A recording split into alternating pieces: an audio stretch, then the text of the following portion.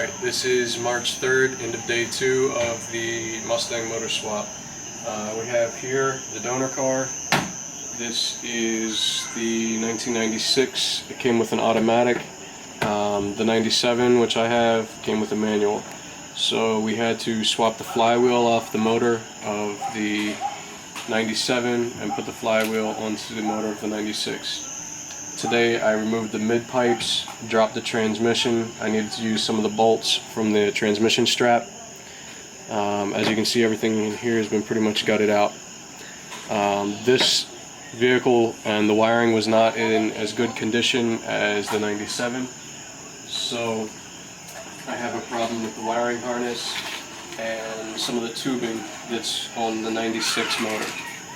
So tomorrow I'm going to go ahead and swap off some of the tubing and the wiring harness. The other thing that I did today was I managed to get the flywheel installed.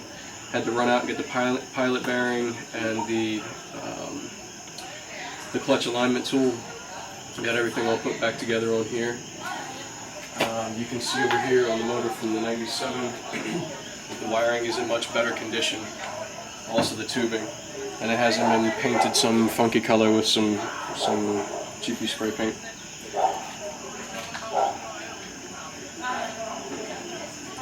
So over here on the 97, excuse me,